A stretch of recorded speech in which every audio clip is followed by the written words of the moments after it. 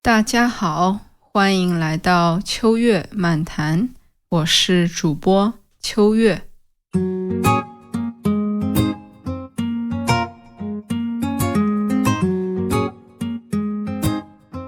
嘿，朋友们，大家最近怎么样呀？我最近沉浸在荷兰语、日语和西班牙语的学习中不可自拔，同时也有一些关于语言学习的思考，所以我就想在这期播客里和你们分享一下这些想法，看看你们是不是也有同样的思考。首先呢，我想聊一聊所谓母语者的语言水平。我常常会听到别人说，怎么样才能够把我正在学习的语言说得像母语者一样好呢？假设这个问的人不是从小就生活在这个语言的环境当中的话，那我的答案是，大概率你是不可能把这门外语说得像母语者一样好的。为什么我会这样认为呢？其实想想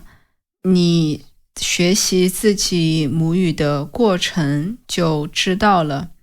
我们从小到大输入输出自己母语的复杂程度和强度是一个非母语者不可能达到的程度。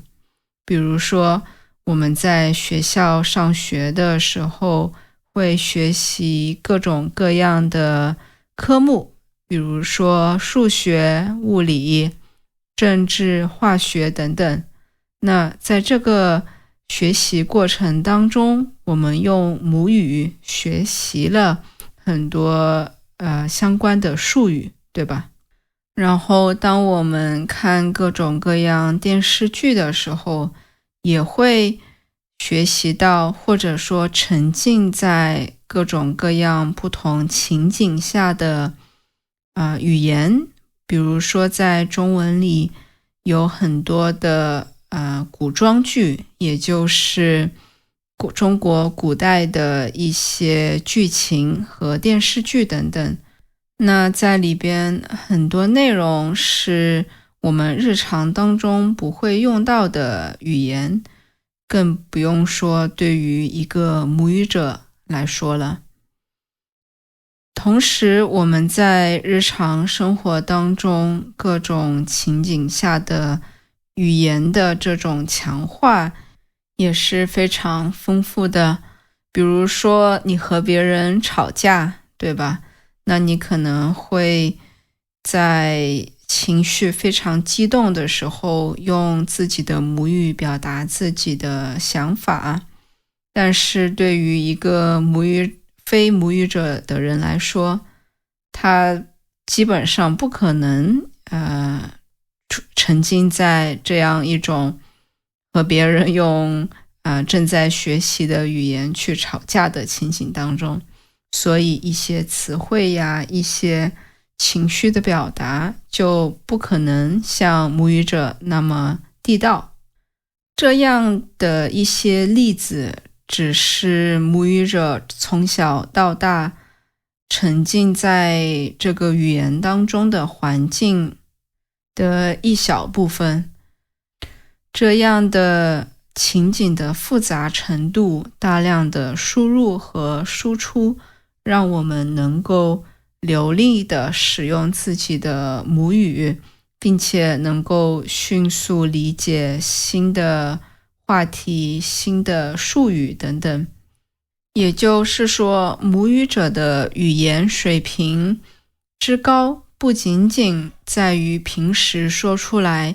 表达的准确性、词汇的复杂程度，更多的是在经过了很多年的复杂的输入和输出之后，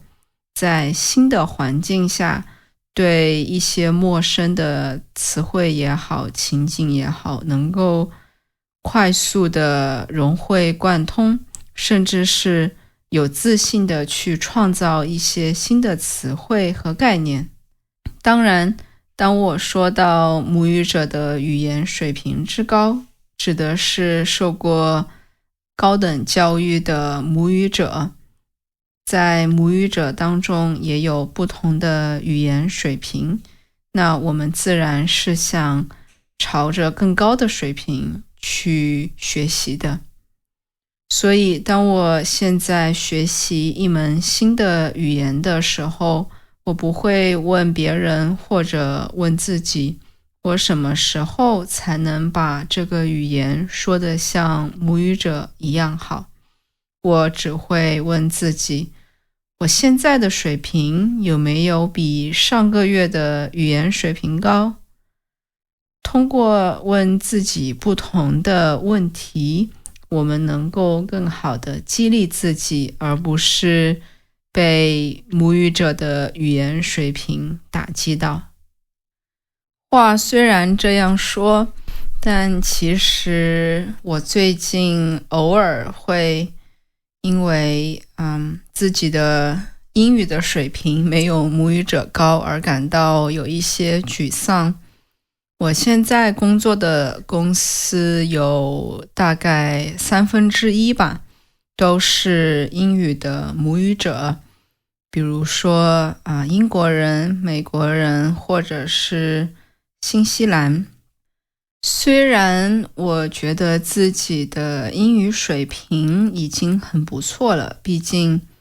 我用英语工作和生活，然后工作的性质是咨询，所以对于语言水平还是相对比较高的，因为常常我需要用英语去表达一些比较复杂的逻辑。那在最近，我和一些英语母语者的同事以及客户工作的时候，我偶尔会感觉到自己没办法用语言来表达我的想法，但是我的同事们就可以非常轻松的用并不是那么难的词语来表达一个比较复杂的逻辑。所以我有时候会觉得，我如果在这种情景下是用中文的话，我可以做得更好。但是没办法，我是在英语的这样一个环境当中。所以虽然我在告诉你不用朝着母语者的语言水平去作为自己的目标，但是这一点还是比较难做到的吧。第二个我最近意识到的关于语言学习的事情，就是我认为语言学习的本质就是强化自己对于这个语言的认知。比如说，你学了一个新的单词，你在一个新的环境、新的语境当中使用了这个单词之后，你得到了反馈，那么你对这个单词的认知就加深了一层，你更了解这个单词的意思，也能够更加容易的去使用这个单词。所以虽然在语言学习当中，背诵是一个没办法离开的这样一种学习方法，但是它的本质其实不是记忆，而是通过不断的强化来达到对于这个语言的认知强化，从而提高所谓的语感，也就是对于这个语言的感觉。那你可能就会问，怎么来强化自己对于这个语言的认知呢？其实真正落实到执行层面的方法，其实和我们以往说到的一些语言方法都是差不多的。但是我觉得很重要的一点就是你需要知道你正在做的这件事情的目的是什么。为什么你要用 Anki 去学习单词？为什么你需要尽量去多读一些原版的书籍，要去多听这个语言的播客，或者看这个语言的视频？你在做的这一切的事情，其实都是在强化你对这个语言的认知，强化你对这个语言里单词或者语法规则的学习和认知。所以当你在思考自己的学习方法是不是有效的时候，你可以换一种问法，你可以问自己，我正在做的这件事情是不是在强化我对这个语言的认知呢？如果答案是的话，那么你可以继续用这个方法。但如果你并不能够很自信地说出是的话，也许你就需要换一个新的方法。第3点，我想和大家分享的就是我最近在想，学习语言当中听、说、读、写哪个最难？可能很多人会认为说口语或者说是最难的，因为本身开口说外语就是一件需要勇气的事情，更不用说完整的来表达自己。但是我认为听才是最难的。为什么呢？其实很简单，就是因为在听力当中有很多的不可控的因素，也就是你没办法去控制别人说话的速度，没办法控制别人用什么单词，用什么样的语法来表达某个意思，你甚至没办法控制对方想说的内容是什么。但是相对应的其他的几个方面都是相对可控的。比如说阅读，如果你读不懂的话，可以反复的读，可以放慢速度读，还可以去查不认识的单词，甚至用 Google 翻译来翻译给自己了解是什么意思。那写作也是可控的，对吧？你可以查单词，写完之后可以修改，可以调整，写作的速度也是你可以控制的。说话也是这样，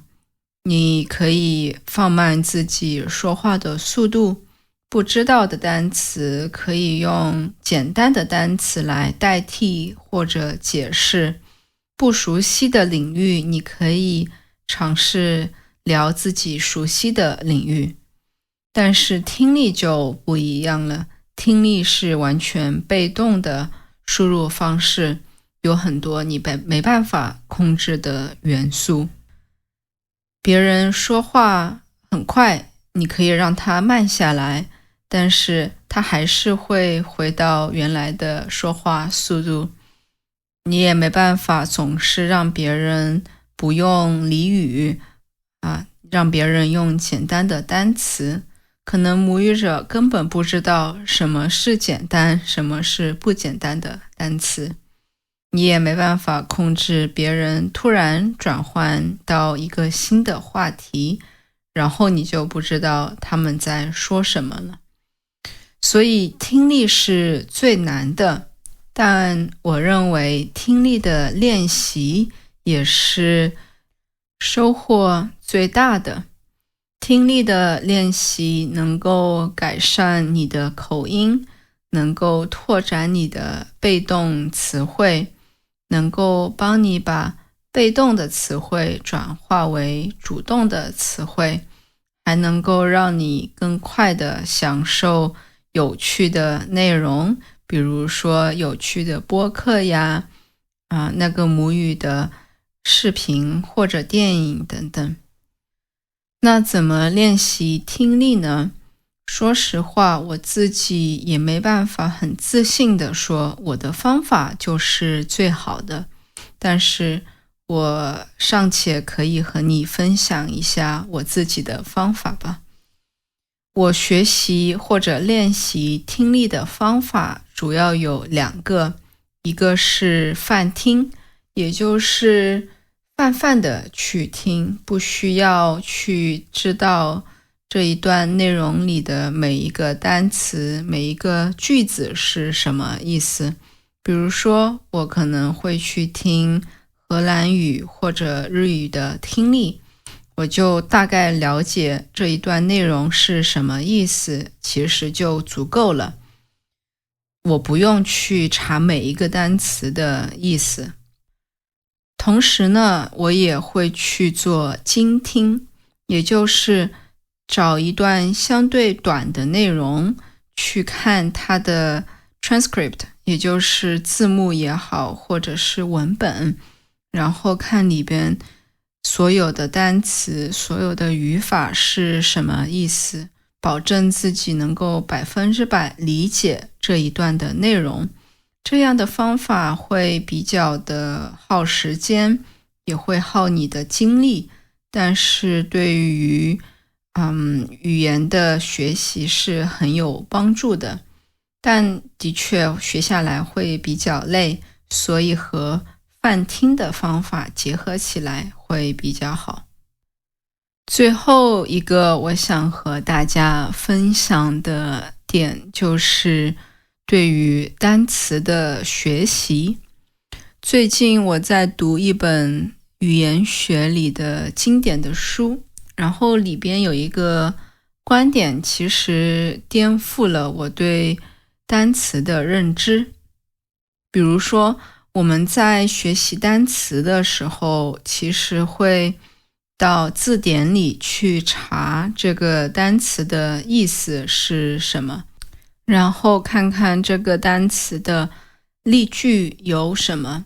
也许你还会把这些单词的翻译和例句加到 Anki 里边，加上一些图片等等，来帮自己理解、记住这个单词。那这样的方法其实没有什么问题，但它的前提是一个问题。它的前提呢，就是说每个单词的意思是固定的，也许有的单词有1个意思，有的单词有10个意思，但是字典里的定义就是这个单词的标准。但是真的是这样吗？我读的那本语言学的经典著作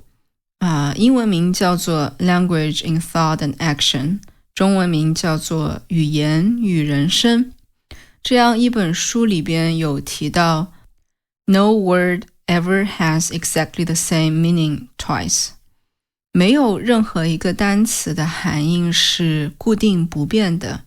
它的意思会随着使用的情景而变化。如果你去了解一下字典的制作方式，就能够理解了。字典里对某个单词的定义其实是对于这个单词的一种抽象和简化，而在实际的语言交流当中，它的意思其实会更丰富和更具体，并且这个单词在不同的语境当中会有很多不一样的解读。比如说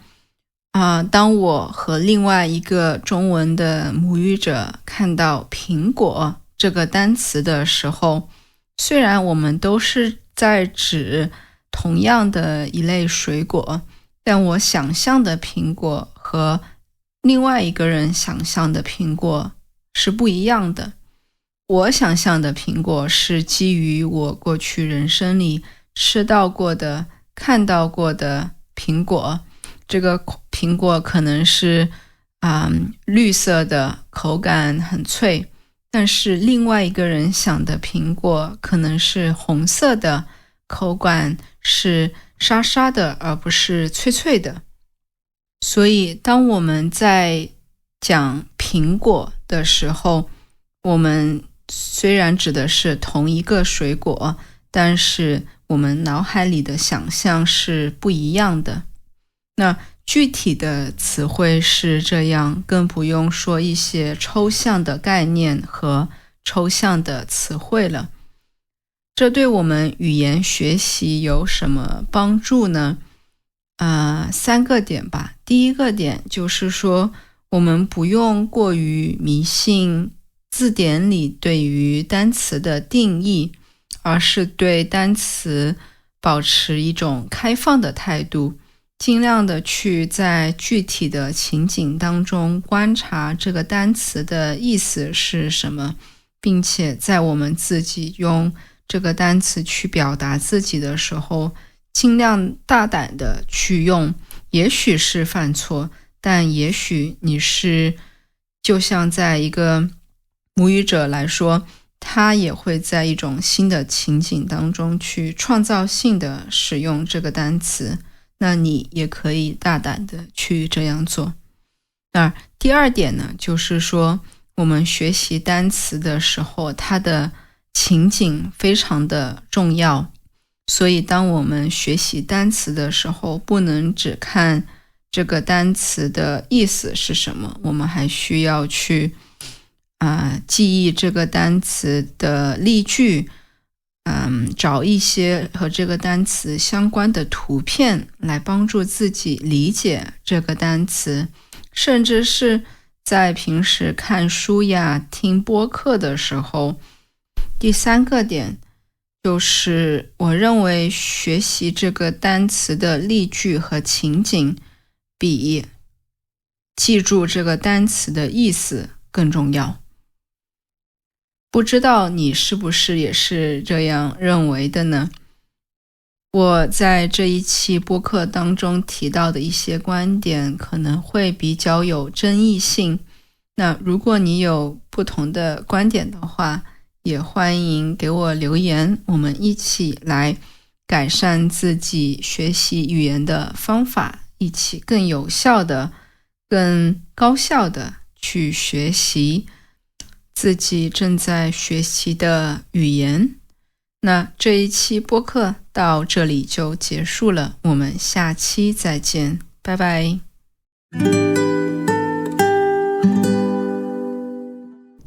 感谢大家的收听。如果你对我们的内容感兴趣的话，欢迎访问我们的网站 realchinesetalk.nl。 你可以在主要播客平台 YouTube 同名频道上找到我们。为了帮助你更好地理解播客内容，学习中文，我们还提供精心修订的文本、相关的词汇和例句，以及和播客相关的问题，帮助你学习。订阅我们的 newsletter，